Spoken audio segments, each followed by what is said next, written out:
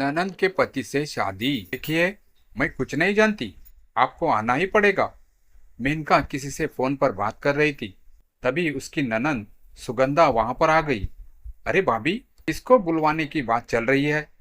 मेनका यूं अचानक सुगंधा को देखकर हैरान हो गई। डर कर उसने फोन कट कर दिया और फोन बेड पर रखकर बाथरूम में अंदर चली गई।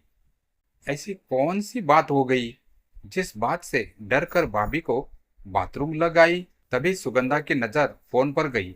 उसने कॉल हिस्ट्री चेक की तो उसे पता लगा कि वो उसकी ही मंगेतर निहाल से बात कर रही थी। भाभी, निहाल से आखिर क्या बात कर रही थी?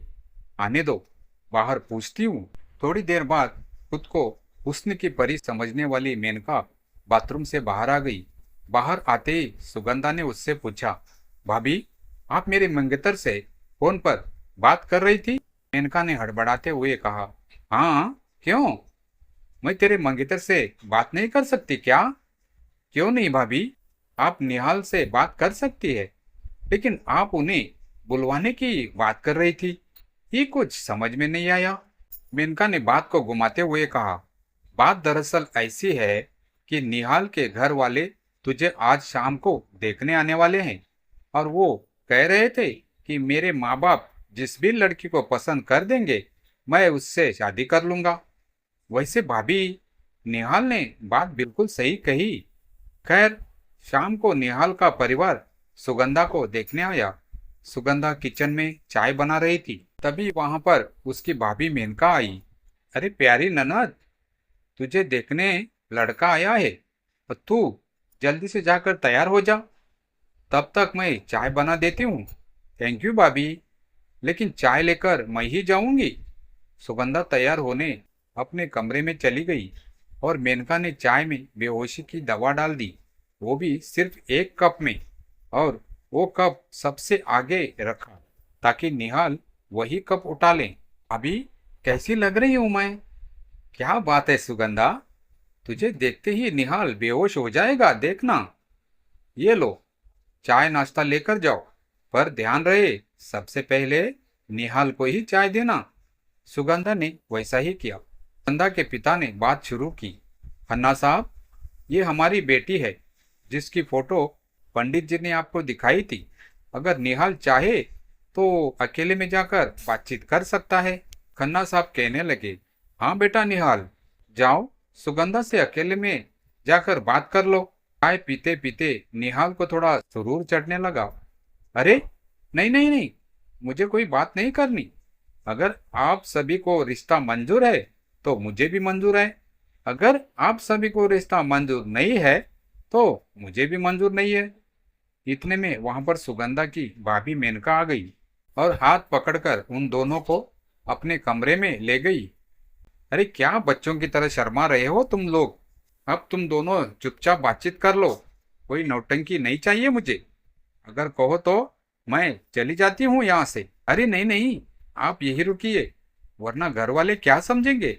मुझे आपसे कुछ भी नहीं जानना है। आप और आपका परिवार मुझे पसंद है। अगर आप मुझसे कुछ पूछना चाहते हैं तो पूछ सकते हैं। हाँ हाँ हाँ, नहीं नहीं, मैं निहाल कुछ बोलने ही वाला था कि तभी वो बेहोश होकर बेड पर गिर गया। भाभी, ये क्या हो गया? आप तो शादी से पहले नर्स रह चुकी है ना? जल्दी देखिए, मैं भैया को बुला कर लाती हूँ। इसे कुछ बताने की जरूरत नहीं है, बस थोड़ा सा स्ट्रेस होने की वजह से बेहोश हो गया। तुम ऐसा करो, चुपके से पानी लेकर आओ, तब तक मैं इसे देखती हूँ। सुगंधा चुपके से पानी लेने चली गई। इधर मेनका ने निहाल को अपने गले से लगा लिया। थोड़ी देर बाद जैसे ही सुगंधा अंदर आई, मेनका निहाल से अलग हो गई। ये लीजिए भाभी पानी। मेनका ने निहाल के मुंह पर पानी डाला, जिससे उसे होश आ गया। क्या करते हो होने वाले नंदोई साहब? होने वाली बीबी को देखकर ही बेहोश हो गए? कमाल है। निहाल और सुगंधा का रिश्ता तय हो गया और दोनों की धूमधाम से शादी हो गई। लेकिन मेनका की नजर निहाल पर ही थी। सुगंधा अब अपने ससुराल जा चुकी थी, लेकिन मेनका बार बार जानबूझकर सुगंधा को फोन करती रहती और उससे बात करने के बजाय निहाल से ही बात करती रहती। कैसी है हमारी ननंद? ससुराल में मजा आ रहा है या नहीं? भाभी, निहाल बहुत अच्छे इंसान है और इनका परिवार भी बहुत अच्छा है। मुझे यहाँ पर घर की कमी महसूस नहीं होती। ये तो बहुत अच्छी बात है। इसी बात पर मेरी बात नंदोई जी से करवाओ। जरा उनकी भी खबर लेती हूँ। हाँ हाँ, अभी करवाती हूँ। सुगंधा ने फोन निहाल को दे दिया। अब मेनका का यह रोज का काम हो गया। वो सुगंधा को फोन करती, लेकिन घंटों निहाल से ही बात किया करती। एक रोज मेनका ने अपनी सासू माँ और पति से कहा, सासू माँ, 6 महीने हो गए, आपको अपनी बेटी की याद नहीं आती? और आप दिन भर काम में ही बिजी रहते हैं। आपको अपनी बहन की याद नहीं आती? हम लड़कियों के साथ यही होता है। शादी होने के बाद मायके वाले भूल जाते हैं हमें। सुगंधा का पति कहता है, ये कैसी बात कर रही हो तुम? मैं भला अपनी बहन को क्यों भूलूंगा? अरे तो अब 6 महीने हो गए। अपनी बहन और नंदोई जी को यहाँ बुला लो, कुछ दिन यहाँ गुजारेंगे वो लोग। तभी सासू माँ बोल पड़ती है, बहू ने तो मेरी दिल की बात छीन ली। मैं अभी फोन करती हूँ दामाद जी को। अपनी सासू माँ की ये बात सुनकर मेनका बहुत खुश हो गई और शाम को ही निहाल अपनी नई नवेली दुल्हन सुगंधा के साथ उसके मायके आ गया। घर की डोरबेल बजी। सुगंधा की माँ ने दरवाजा खोला। अरे, आओ आओ आओ, अंदर आओ तुम दोनों।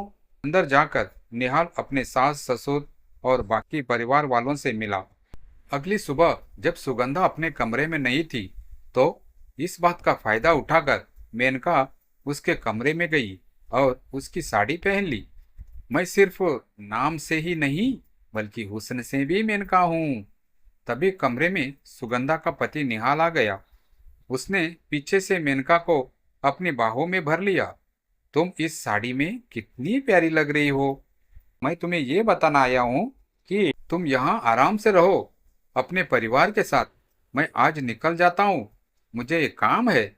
जाने की बात सुनते ही मेनका पीछे पलट गई। ये क्या कह रहे हो नंदोई जी? निहाल हैरान हो गया और थोड़ा डर भी गया। अरे भाभी, आप यहाँ क्या कर रही हो? आई एम सॉरी, मुझे लगा कि सुगंधा है।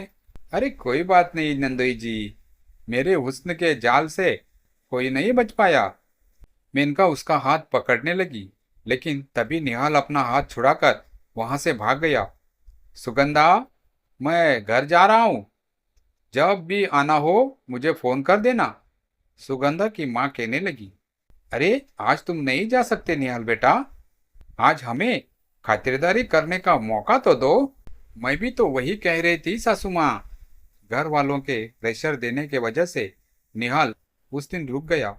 दिन भर अच्छे अच्छे पकवान बनाकर उसे खिलाए गए, लेकिन पूरा दिन मेनका उसे घूरती रही।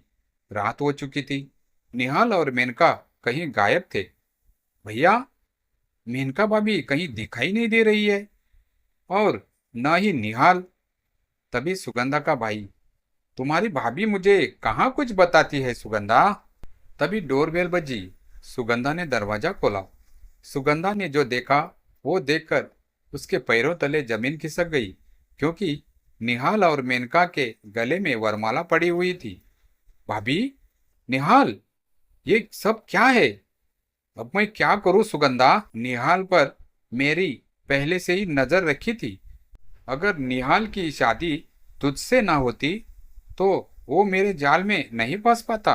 इतने में सुगंधा का भाई आया और उसने निहाल की गिरबान पकड़ ली। मेनका का पति कहने लगा, साले, मैं तुझे इतना अच्छा इंसान समझा और तू मेरी बीवी के साथ ही चक्कर चला बेटा। तुझे मैं छोड़ूंगा नहीं। पहले तुझे मारूंगा, उसके बाद मेनका को मौत के घाट उतार दूंगा। अचानक घर में महाभारत मच गया। सारे लोग हैरान और परेशान हो गए।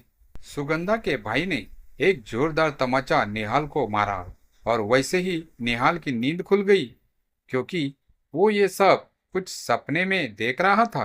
निहाल, क्या हुआ? तुम हाफ क्यों रहे हो? तुम्हारे चेहरे पर से पसीना क्यों टपक रहा है? कोई बुरा सपना देखा क्या? सुगंधा, लगता है अब मुझे तुम्हें बताना ही पड़ेगा। क्या बताना पड़ेगा? जो भी हो वो बता दो, परेशान मत हो। ये जो तुम्हारी मेनका भाभी है ना, ये मुझ पर लाइन दिया करती है।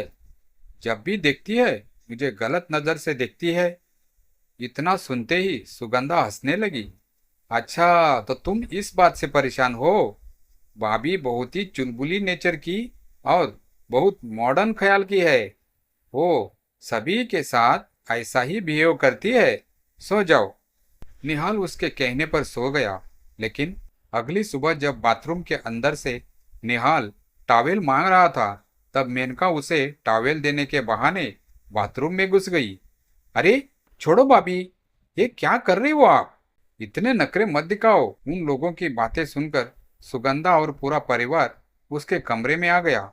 निहाल बाथरूम का दरवाजा खोलकर बाहर आया और उसकी तुरंत बाद मेनका भी बाथरूम से बाहर आ गई। सभी लोग निहाल को ही उल्टा सीधा बोलने लगे, लेकिन तभी बीच में सुगंधा आ गई। बस कीजिए आप लोग, मुझे निहाल पर पूरा भरोसा है, वो ऐसा कुछ नहीं कर सकते। सुगंधा का भाई कहने लगा, मुझे भी मेनका पर पूरा भरोसा है। और सुगंधा, तुम अपनी इतनी अच्छी भाभी पर डाउट कर रही हो? भैया, कल रात में ही निहाल ने मुझे बताया था कि मेनका की उन पर बुरी नजर है, लेकिन मैंने रात में उस बात को इग्नोर कर दिया था। चलो निहाल, कोई तुम्हारा भरोसा करे या ना करे, मुझे तुम पर पूरा भरोसा है। इतना कहकर सुगंधा ने अपना बैग पैक किया और निहाल के साथ वहां से निकल गई। देखिए, इसमें ना ही मेरी गलती और ना ही निहाल की। दामाद जी को लगा कि सुगंधा है, इसीलिए उन्होंने मेरा हाथ पकड़कर अंदर खींच लिया। जैसे ही हम दोनों ने एक दूसरे का चेहरा देखा, छींक निकल गई और हम दोनों बाहर आ गए। इसके बाद आप लोग भी आ गए। मेनका को अपनी गलती का एहसास हो गया। उसने फोन करके निहाल से माफी मांग ली और उस बात को वही दबा देने के लिए कहा। उसके बाद ना निहाल कभी यहाँ आया, ना ही मेनका कभी अपनी ननंद के घर गई।